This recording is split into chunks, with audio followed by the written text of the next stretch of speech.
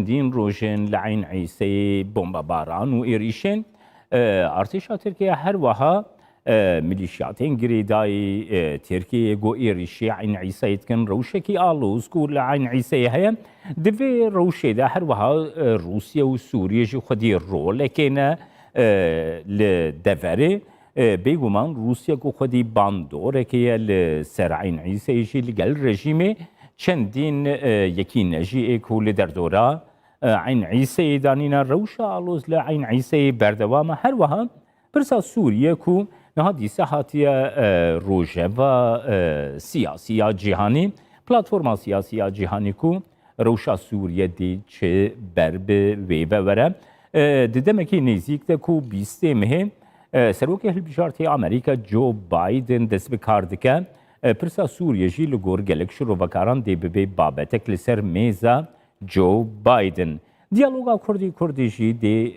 برب پروسه کی چاوا و بردوام که بتایبتی پیشتی کو جو بایدن دست بکار کر ابراهیم برو اندام کمیته اپی بندین در و یه انکس میوانی منی استودیویه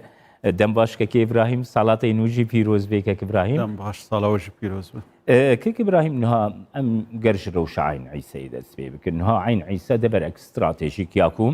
اف دمک دبن ایریشین ارتشا ترکیه هر وها گروبینگو گریدای ترکیه و نجین آرمانجا ترکیه یا وان ایریشان چیه نرخاندن آتجی لسر وان ایریشان چیه بله عین عیسی باجاروک کی استراتیجی و لسر ریا فورد کهوه و يعني بهترجي تايبت مندياوي كدنا برا هرما جزيرة وكوباني دي أنا هم تزانن يعني هرمي كردي وك تشاوا عفرين هرمي دني كردي جدابوي أنا ها يعني مسألة عين عيسى بشتي ريكفتنا قدنا برا روسيا وتركيا دتشيبو رولکی روسیا لروجهلاتی فرات چیبو دمی بريده تاني روجهلاتی فرات دست امریکا تاني تیدبو و پشتی دربازبونا ترکیه لتل ابيض حطاب سريكاني پروژه امریکا گ ترکیه درباسی دورن دجی ببه لهنگی روسیا درباسی سر خطیبو جبوی گ نما بهله ترکیه درباس ببه آنها روسيا اوجي هنك برجوانديه وهبون قدر باسي دفريبو جبوي جي كارب رولا ريجيما سوري وغارين روشهلاتي فرات وقتي قد بيني يعني افهيزا قلفيدري ادارتك يعني قصد نكارر كفتنا بريجيما سوريا ربكي بيقومان ضغطكي مزن لقصد تيكرنج علي روسيا دي جي اف دفرانا تسليمي ريجيما سوريا ببن لي حطانها هين تسليم نبوي جبر ولوجي تركيا في درفتيد بينه جانها وي دفر استراتيجي بقري يعني جارك يدجي دو دفري كردي جهودو جداد بن واوجي يعني ما ترسي قال لك هي وجديجي يعني يان دفي ريجيم بقري يانجي دفي تركيا بقري افجي سبب نزلال بونا نارينا امريكي وهبونا امريكي الدفري امريكيش بوش الدفريني وحطا كنجي الدفري بن وشب باريزن اف اهين خرابه قام نزانن وامريكي يعني كابشتي بازدروجدن وجو بايدن يعني نارينا كي زلال جبو سوريا تواي وجبو روجهلاتي فرات وچ نارينا وان به حطانها ندياره لي ديار قد دما داويده يعني تو نارينكي زلال جم امريكا تنبوش بو سوري تواي كيك ابراهيم نها سكنا روسيا تبو خد يار كركو روسيا خدي باندوره كل ل في هرما كنها تركيا ريشتك بي بريارا روسيا بي جلوبا كسكا روسيا تركيا دكار كنترولي لسرعين عيسى بيك بينا بيغمان نبي تركيا نبي روسيا ونبي امريكا جي يعني چه دفرا تركيا درباس بو يل سوري يان اريبونا روسيا يان اريبونا امريكا السرهبو وهاجر چه قاوي دجي بي آويتن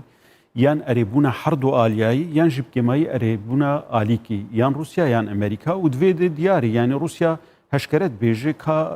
بەلا ڕێژیم تێکەوێ چێترێک تورکیا تێکەوێ دوێ چەرچەوەی دەگەرشتە بپرسم کە ئیبراهیم نها ئەن ئیسا دەبەرێکی استراتێژیک لەسەر M4 یعنی رووسیا دکاری وێ فکری بکە و ترکیە دەرباسی سەر بە M4 ببێ و ئەڤ یەک ببێ پرسکرەکەکەش بۆ رووسیاش بۆی ڕژیمێژی دە پێشە ڕۆژێدا گو ترکیە کۆنتترۆلا خۆ لەسەر وان دەبەراندانیە باوەڕ دەکەم دناو دەوڵەتا دێ تو پرۆبلەمی ولۆ مەزن چێ نابن ینی ئەو بخوا ینی رووسیا کار دەکێ کا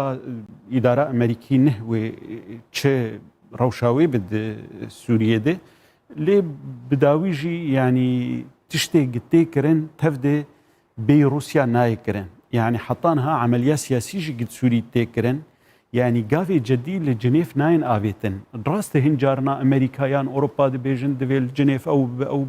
لحطانها تشتي بوني الأستانا بوني حتى كوميتا دستوريجي لسوتشي بوي أو دميني هنكي لسر جديتا أمريكا يانا أو روسيا تمشكلة ناف دتنا بتركاره اتفاق ببي قد دافرن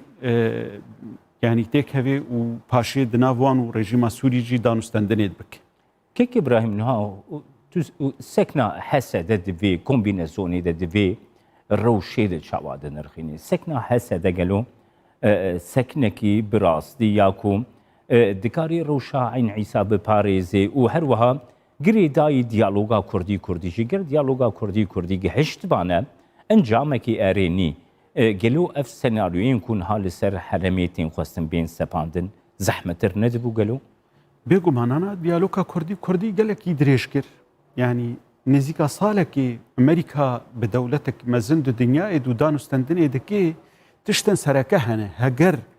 yani hesedê yan ji qesedê dikarî baya van mehneyê di destê Tirkiye de bikişîne هر و هر يعني أنا هاجي أم دزانن تركيا دبيجي إما أمي نهلن جي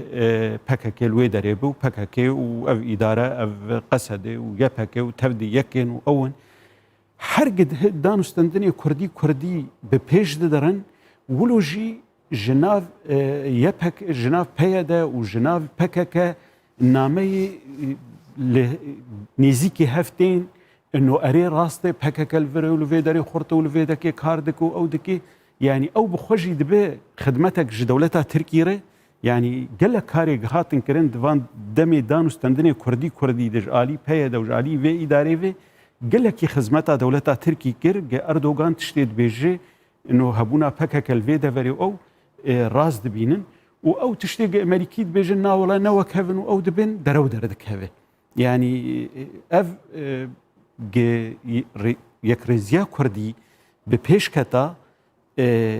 هەنێک شەرت و مەرجێوێ هەنێ یعنی ئانەها مەدی بەحس کرد مامۆستا ساڵح گەدۆ دەبێژش بۆ ئەنە کەسە تەڤلی ئیدارێ ببێ ماچیرۆک لە تەڤلیبوونە ئیدارەیە مانەیە گەل لە گوهرتن دەوێن یعنی ئەف سیستەما هان ئەف ئیدیۆلۆجیا هان ئەف گرێدانە بە PKK یعنی ji bo xeterj ser deverê here nege û çend heb ji ene kesê li tevî îdarê bibin û bibin muwazzif û cihê xwe bigirin û yan bibin wezîrek yan bibin tiştek ne ev kar divê guhertinek çê bibe gutu xelkê qane bike ge îro Kurd yan xelkê deverê îdara vê deverê dikin kêk İbrahim Nihatî bixwe endamê komîteya pêwendiyên derveyê تسر وقت يعني كسب خاكرية دقلك بيوندين ناف دولتي ده رولة كتحبوية لسرنابي أنا كسا لسرنابي أوبوسيونا سوريا بخوشي قالوا أف دريج بونا ديالوغا كردي قو أف نزيكي سالكي بردوام دكان تتشاوادا نرخيني قالوا أمريكا هردي بردوام بده جرانتور يابان آليان ده بيكو بگهنا ريكفتنكي يانجي نزیکا یکی دناف بینا خود اولی و پرسین بچوک و سام ازن بکن اوریشین کل سر اوفیسی و هاتن کرن گلو امریکا سکنا و گریدای نها دیالوگا کردی چاوی تو گوهرتن چه بویا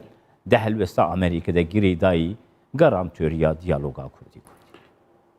براستی يعني روشا دفرا كرديجي وك روشا سوري توايي يعني اف 8 ساله ديالوجا سياسي سوري دي تو گاوی جدی نهاتن آویتن هر وهاجی يعني د ديالوجا كردي د راست گاون هاتن آویتن د بگ امريكا هنكي بردوام جيبكي لي ضغطكي جدي ومشروعكي جدي حطانها نهاتي بيشكش كرن قدوي دمك هبه افتشتانات دي چاره سر ببن حطانها يعني امريكا نداي خويا كرن قوي دستي خوش في دانستندني بكشينه لي براستيجي يعني هجر يعني جرك دنج دانستندنا تشيب دفي يعني بروجي امريكي جي زلال به و بروجي الين دانستندني جي بزلالي بيغوت نتهني امدلي خلكي خوش بكن انه ما قافن آفيتن وما نارينا كي سياسي انا ما نارينا كي سياسي اتفاق كريه آلیه دنی شریک ما یه پیانه که یعنی چجوری نرینا سیاسی التزام دکن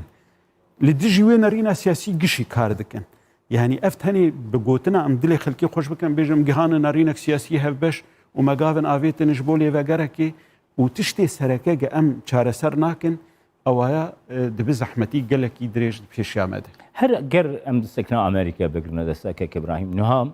ديالوغا كردي دما ادمنستراسيونا ترامب دست بيكر قالوا دما هاتنا بايدن يا سلوكاتي ده دسلاتا امريكي الجورا بهورياته الجورا نرخاندناته دي زلاليه كي زيدتر غريداي روجاواي كردستاني هبه جبركو جالي رايا گشتيا كردي به هر وها جهاني به جيتي ناس كرن کو جو بايدن كسايتي كگو پرسا كرد باش ناست که پرسا کرد لروجاوایی کردستانی جی باش ناست که گلو دکاره کو اف سکنا پوزیتیف ارینی گریدایی دیالوگا کردی روشا کرد ل سوریه بردوام بکن بيغمان يعني بايدن مروفكي سياسة مداركي كيفن وتجربكي دوري دريج ودروشا كرداد وزانبونا وخبرتكي دريج هي لي داوي برجواندية دولتا نقريداي بخلكي دافاريفي يعني بهتر يعني امريكا وقت دولت يعني براستيجي روجهلاتا نافين بالتهوائي نقلكي دا اولوياتي ويدي تاني بلكي هنك تشتي سركه استراتيجيه سياسه امريكي دي وقت باراستنا دولتا اسرائيل او هي لي دافاري دي يعني هنجي دما 8 سال اوباما دي بايدن جيجري اوباما بو ام دنارن يعني سياسه امريكي دوي دميدي دروجهلاتا نافين دي وبتهايبت لسوريا والعراقي قال كي الباشكت انها يعني ام ددنبرهف دبيج هنكي اداران بايدن جاء اوباما جاء ترامب باشتر به جبر ترامب وكسكي مزاجي كسكي بتناخوا هن بريار دستندن لي نأو هيفيه مزنج ام جريدن انه سياسه امريكا صدو 8 درجه بيغو هرتن نها رايبرن واروجان درباسي امارات به درباسي اردني دبن قالوا حولك امريكا وندبينج بوي چاره سريا سياسي شبو برسا سوريا بقشتين انا يعني فريقي كاردك تيم امريكي كاردك دخوازي يعني هناك اليكاريا ولاتن عربا جي بكرن دفيدي جبر يعني تاني امريكا لهمبر دولتي استانا بتاني تشينابي يعني او جروبا بتشوك هي امريكا هون ولاتي اوروبي هون ولاتي عربا تيدي امريكا تخوازي توازنها كي تشيكي يعني تشاوا روسيا وايران وتركيا تنسيقها كي دكن او جي خوازن يعني امريكا وبريطانيا وفرنسا وبامارات ومصر واردن هنكي تنسيقها كي بكي توازنك دروشا سوري تشيب بله سپاس بوت ابراهيم برو اندام کمیته پیوندی در بیه نکسه کوت میوانی ما استودیو سپاس کاک جمع لدیجی لشکریان شاری لدو گوندین در ازوری خو پیشاندان لدیجی